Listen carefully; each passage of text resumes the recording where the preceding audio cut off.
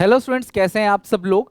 हम लोग पढ़ रहे थे थियरी सीरीज और हम लोगों ने क्लास 12th अकाउंट्स टर्म 2 का चैप्टर 1 खत्म कर लिया था। एनपीओ, रिटायरमेंट एंड डेथ भी हम लोगों ने खत्म कर दिया। आज हम थर्ड पोर्शन खत्म करेंगे जो कि है डिसोल्यूशन। इस पर्टिकुलर चैप्टर के अंदर अच्छी खासी थियरी है। जितना आपने न्यूमेरिकल एनपीओ में थियरी पढ़ा उतना ही थियरी लगभग इसके अंदर भी है। तो ध्यान से और अच्छे से समझना क्लास, क्योंकि इसकी थियरी बहुत इंपॉर्टेंट है और एग्जामिनेशन में बहुत ज़्यादा चांसेस हैं इस बार एग्जामिनेशन में। मेरी बात सच होगी, देख लेना कि इस चैप्टर से थियरी पक्का पूछा जाएगा। राइट, तो चलो स्टार्ट करते हैं बिना देरी किए।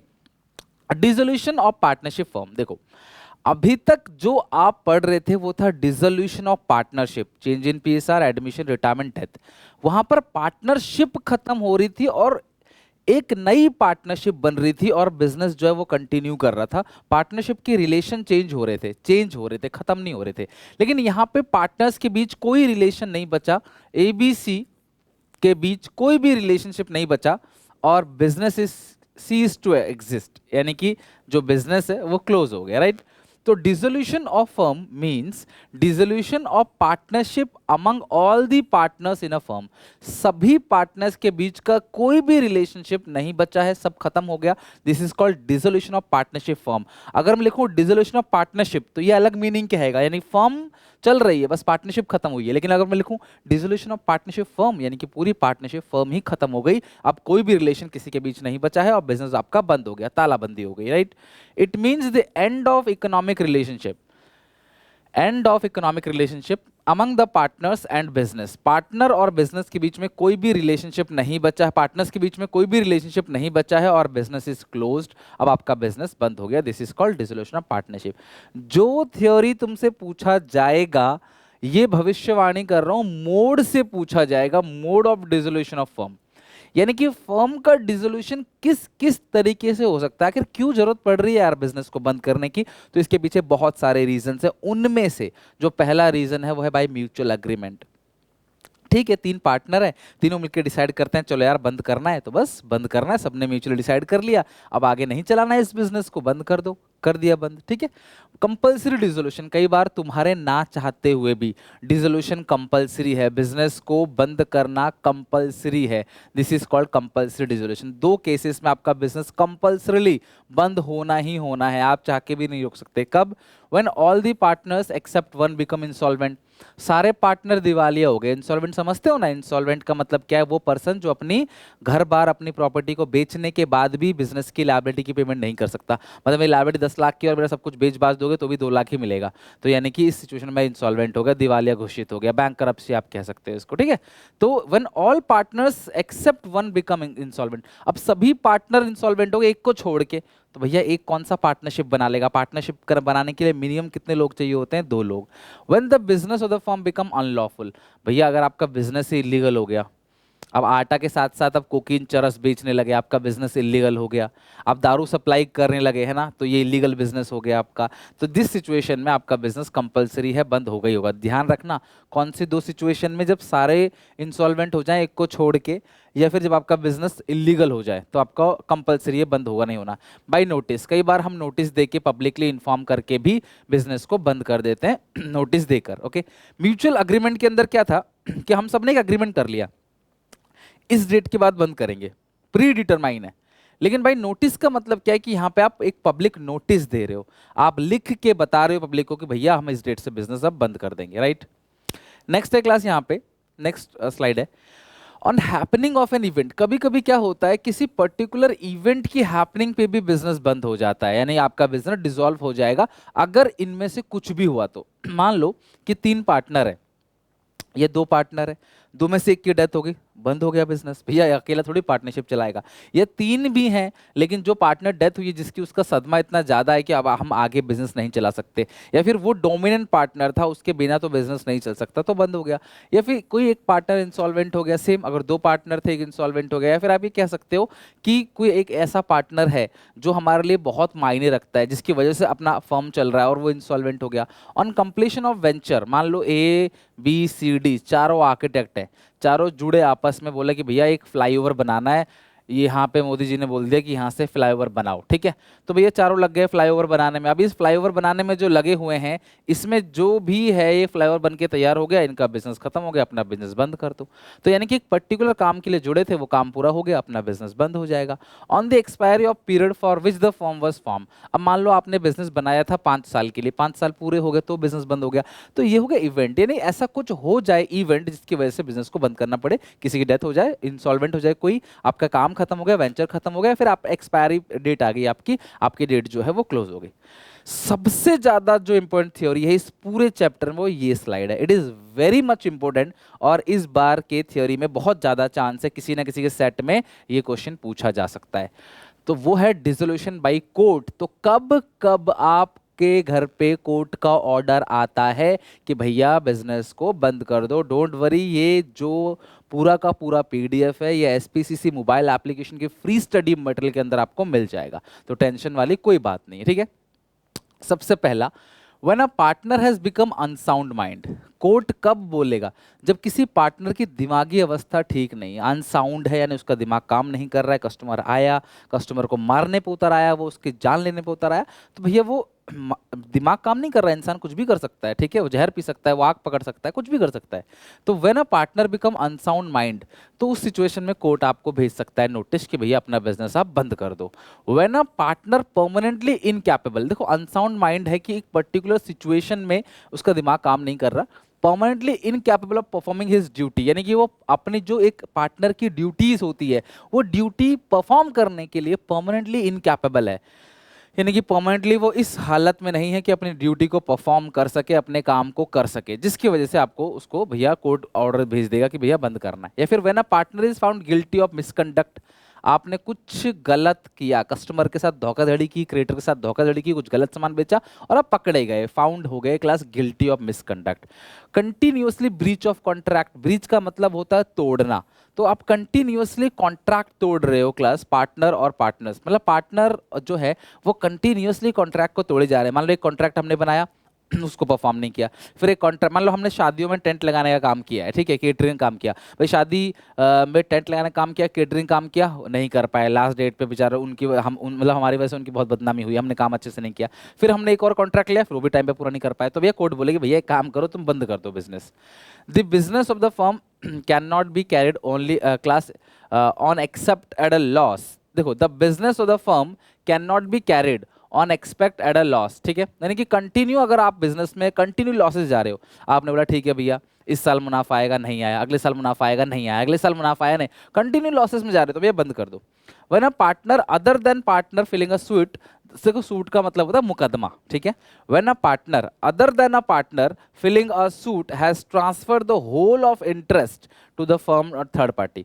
देखो होता क्या है, मान लो हम 3 दोस्त हैं ABC, तो मैंने अपना पूरा इंटरेस्ट अपने भाई को दे दिया, मैंने बोला मेरा भाई है अब पार्टनर, मतलब मैंने खुद डिसाइड किया कि जो मेरी प्रॉपर्टी है, जो मेरा पावर है, वो सब मेरा भाई देखेगा। अब मेरा भाई बिजनेस में आ रहा है, कह रहा है मुझे मेरे भाई ने पावर दी है, अपना सारा इंटरेस्ट मुझे दे दिया है, तो यार ऐसा करना अलाउ नहीं होता पार्टनर में, अगर आप ऐसा करते हो तो आपका बिजनेस बंद होने की नौबत आ सकती है।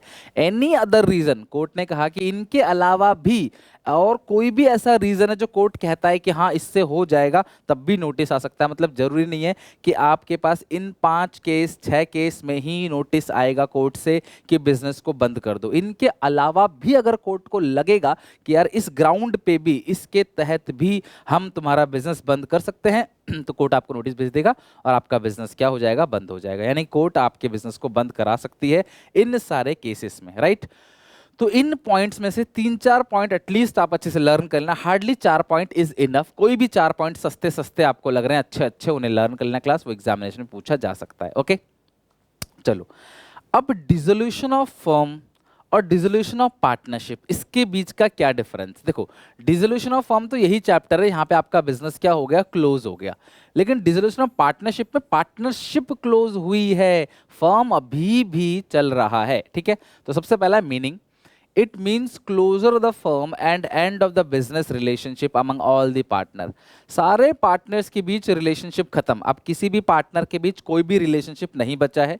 दूसरा है, it means change in the business relationship among the partners, the firm continue its business। देखो, it means change in the business relationship among the partner, partners के बीच रिलेशनशिप जो है वो चेंज हुआ है, बट फर्म कंटिन्यू है। यहाँ पे क्या है क्लास, बिजनेस के बीच जो है वो रिलेशनशिप, सारे पार्टनर्स के बीच रिलेशनशिप चेंज हो गया और फर्म क्लोज हो गई। Business continuation, business of the firm comes to an end, business end हो गया और business of the firm continue. तो यहाँ पे बिजनेस कंटिन्यू है और यहाँ पे बिजनेस क्या हो गया, बंद हो गया। इकोनॉमिक रिलेशनशिप, इकोनॉमिक रिलेशनशिप भी पार्टनर्स के बीच बंद हो गया। भैया जब बिजनेस ही बंद हो गया तो किसी भी पार्टनर के बीच कोई प्रॉफिट शेयरिंग रेशियो बचा ही नहीं है, इकोनॉमिक रिलेशनशिप भी एंड हो गया। और यहाँ पे economic relationship between among the partner changes, यहाँ पे बंद नहीं हुआ, चेंज हुआ है। हाँ, कोई पार्टनर गेन करेगा, कोई सेक्रीफाइस करेगा, किसी को कम, किसी को ज़्यादा मिलेगा, चेंज हुआ है, यहाँ पे खत्म हो गया। क्लोजर ऑफ बुक्स, यहाँ पे बुक्स ऑफ अकाउंट को क्लोज करना पड़ेगा। भैया बिजनेस बंद हो गया तो बुक्स को क्लोज करना पड़ेगा, लेकिन यहाँ पे बिजनेस बंद नहीं हुआ, बिजनेस चल रहा है तो बुक्स कंटिन्यू होगी, इसलिए यहाँ बैलेंस शीट नहीं बनती, कैश अकाउंट बनता है, जबकि यहाँ पे इन सब केसेस में बैलेंस शीट बनेगा। Settlement of asset liability, dissolution of firm में एक एक करके सारी एसेट को बेचते हैं और सारी लायबिलिटी की पेमेंट करते हैं, जो बचता है उसे पार्टनर से बांट देते हैं। डिसोल्यूशन के अंदर हम करते क्या है, एक एक करके सारे एसेट को बेचते हैं। हमने थ्योरी सारी पढ़ रखी है, सॉरी न्यूमेरिकल सारा पढ़ रखा है हमने, सारे एसेट को बेचेंगे, एक एक करके सारी लायबिलिटी की पेमेंट करेंगे। लेकिन डिसोल्यूशन ऑफ पार्टनरशिप में क्या होगा, asset and liability are revalued, यहाँ पे आप रियलाइजेशन बनाते हो, असेट लायबिलिटी को बेचते हो, यहाँ पे असेट लायबिलिटी की दोबारा वैल्यूएशन होती है, आप उसे बेच नहीं रहे। एंड रीवैल्यूएशन गेन लॉस जो है वो पार्टनर से बटेगा, ठीक है। और यहाँ पे सब कुछ बेचने बाचने के बाद जो बचता है वो पार्टनर्स में बटता है। इफेक्ट की बात करें, अगर डिसोल्यूशन ऑफ फर्म है, बिजनेस बंद हो गया, तो जाहिर सी बात है पार्टनरशिप तो बंद हो ही गई। डिसोल्यूशन ऑफ फर्म का ऑटोमेटिकली मीनिंग होता है डिसोल्यूशन ऑफ पार्टनरशिप, अगर फर्म बंद तो पार्टनरशिप भी बंद। लेकिन यहाँ पे डिसोल्यूशन ऑफ पार्टनरशिप मे और may not involve dissolution of firm, यानी कि अगर डिसोल्यूशन ऑफ पार्टनरशिप हुआ तो जरूरी नहीं है कि डिसोल्यूशन ऑफ फर्म भी हो जाएगा, क्या पता फर्म चलता रहे। लेकिन यहाँ पे अगर बिजनेस ही बंद हो गया तो रिलेशनशिप तो वैसे ही खत्म हो गया पार्टनर्स के बीच। Court intervention, it can be either voluntary, देखो हम अपने बिजनेस को खुद भी बंद कर सकते हैं, ठीक है, और कंपलसरी भी हो सकता है और बाई कोर्ट ऑर्डर भी हो सकता है। खुद भी बंद कर सकते हैं वॉलेंट्रीली बाई म्यूचुअल अग्रीमेंट और by passing an order, sorry by mutual agreement और क्लास बाई नोटिस, और एक इवेंट के अकॉर्डिंग भी हो सकता है, डेथ वगैरह हो जाए तो कंपल्सरी डिसोल्यूशन भी हो सकता है। 2 केसेस में बताए थे मैंने आपको ना, एक बार रिवीजन कर लेना कमेंट सेक्शन में, अगर आप चाहते हो लंबा याद रखना, ठीक है, बिफोर एग्जाम भी याद रखना चाहते हो तो रिवीजन कर लेना। और लास्ट बाई कोर्ट, इतने सारे मैंने आपको बताए। लेकिन ये हमेशा वॉलंटरी होगा भैया, अपनी इच्छा से, ये जो होगा अपनी इच्छा से होगा कि ठीक है अपनी इच्छा से कोई नया पार्टनर ला रहे हैं, कोई रिटायर हो रहा है या फिर अपने रेशियोज को चेंज कर रहे हैं। दूसरी बात, जो आपका रियलाइजेशन का अकाउंट है, जो आप रियलाइजेशन अकाउंट बनाते हो, ये किस नेचर का है बेटा, नॉमिनल का। रियलाइजेशन अकाउंट कब बनता है, डिसोल्यूशन ऑफ फर्म में, उसका नेचर क्या होता है, nominal account. Settlement of account at the time of dissolution as per section 48 of Indian partnership act 1932, ये कह रहे हैं ऐसे पेमेंट आपको करना है, इन ऑर्डर को चेंज नहीं करना है। पहले पेमेंट किसे करनी है, थर्ड पार्टी को, मतलब आउटसाइड लायबिलिटी। तो बिजनेस में हमेशा सबसे पहले जो पेमेंट होगा वो आउटसाइड लायबिलिटी को होगा, मतलब क्रेडिटर्स, रिलेटिव लोन, इन सबको आप पेमेंट करोगे, बाहर वालों को आप पेमेंट करोगे, राइट। दूसरा क्या है, देन पार्टनर लोन, फिर पार्टनर का खुद का लोन, अगर किसी पार्टनर ने बिजनेस को लोन दिया है तो भैया उसकी पेमेंट करोगे, फिर जाके पार्टनर के कैपिटल की पेमेंट होगी, और अगर कुछ बचता है तो पार्टनर आपस में बांट लेंगे प्रॉफिट शेयरिंग रेशियो में। तो सबसे पहले बाहर वालों को, फिर पार्टनर का लोन, फिर पार्टनर की कैपिटल, और कुछ बचता है तो वो पार्टनर्स अपनी प्रॉफिट शेयरिंग रेशियो में बांट देंगे। तो ये सेक्शन 48 के अकॉर्डिंग ऑर्डर मत भूलना इसको, किस तरीके से पेमेंट करते हैं, राइट। अच्छा, एक बात और, इसमें जनरल एंट्रीज बहुत ज़्यादा चांस है एग्जामिनेशन में आने के, तो मैंने आपको जनरल एंट्रीज के ऑलरेडी प्लेलिस्ट में वीडियोस हैं लाइन बाय लाइन, प्लीज़ देख के चले जाना। अगर आपने अभी भी कुछ नहीं पढ़ा तो जनरल एंट्रीज से पूछा जाएगा, बहुत ज़रूरी है, ठीक है, उसे देख के चले जाना। बेसिकली रियलाइजेशन एक्सपेंस और क्रेडिटर्स, अगर किसी बिजनेस के किसी एसेट को टेक ओवर करते हैं फुल सेटलमेंट में तो उसकी कोई एंट्री पास नहीं होती, इस तरीके से कुछ एंट्रीज मैंने बता रखी है उसके अंदर जो इंपॉर्टेंट है। नेक्स्ट है difference between firm debt and private debt. Firm debt किसे कहते हैं, प्राइवेट डेट किसे कहते हैं। तो सबसे पहले बात करेंगे फर्म डेट की। तो जो फर्म डेट है, इसकी अगर मीनिंग की बात करें, liability of firm outsider. Firm debt का मतलब क्या है, फर्म के लिए जो मेरी लायबिलिटी है, राइट, आउटसाइडर्स के लिए। Private debt liability of partners personal, ठीक है, तो ये पर्सनल है। अच्छा, एक मेरी बात समझना, हम लोगों ने 3 दोस्त हैं ABC, हमने बिजनेस से कुछ लोन लिया है तो वो मेरी फर्म डेट है। लेकिन मैंने पर्सनली अपने पड़ोसी से लोन लिया हुआ है, अपने पड़ोसी से किसी मुसीबत के टाइम पे, इमरजेंसी के टाइम पे लोन लिया हुआ था। This is called class personal debt, यानी कि आपका प्राइवेट डेट। लाइबिलिटी बात करें, all partners are liable jointly. भैया अगर ये फर्म का है तो हम सब ने मिलके लोन लिया है, हम सब लायबल है। लेकिन इसके अंदर क्या है, कंसर्न पार्टनर इज लायबल। भैया वही पार्टनर लायबल है। भैया मैंने अपने पड़ोसी से लोन लिया हुआ है तो मेरे पार्टनर क्या जाने उस चीज से, क्या लेना देना उनको, भैया वो तो मैं ही लायबल हूँ ना उसके लिए। नेक्स्ट है application of firm property. Firm property, ठीक है, फ्रॉम फॉर्म प्रॉपर्टी है बेटा, ये firm property. Firm property is applied first for payment of firm debt. ध्यान समझना, अगर फॉर्म डेट की पेमेंट करनी है, फॉर्म का जो कर्जा है उसको सबसे पहले किससे करेंगे क्लास, फॉर्म डेट से। फिर कुछ कम पड़ेगा तो घर से लेके आएंगे। Share of the concern partner in excess of the firm property over the firm debt can be apply for the payment of private debt. बात समझना। प्राइवेट डेट क्या है, मैंने अपने पड़ोसी से लोन लिया है।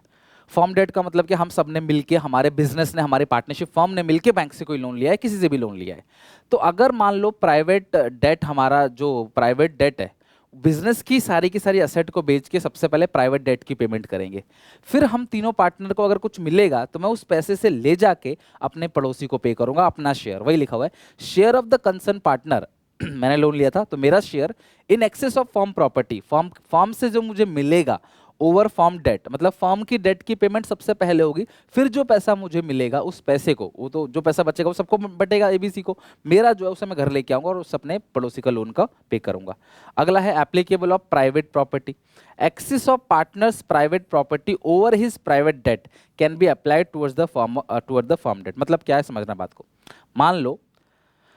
मान लेते हैं क्लास यहाँ पे एग्जाम्पल कि मैंने अपने पड़ोसी से, ठीक है, अपने पड़ोसी से लोन ले रखा है 5 लाख का, और फॉर्म का जो डेट है वो है 6 लाख का। ठीक है, फॉर्म डेट क्या है, 6 लाख का लोन लिया हुआ है पड़ोसी से 5 लाख का। ठीक है, मेरी कुछ प्राइवेट एसेट भी है, मेरी प्राइवेट कार है, समझ लो मेरे पास कुछ भी नहीं, मैं कार में ही सोता हूँ, कार में ही खाता हूँ, कार में ही सब।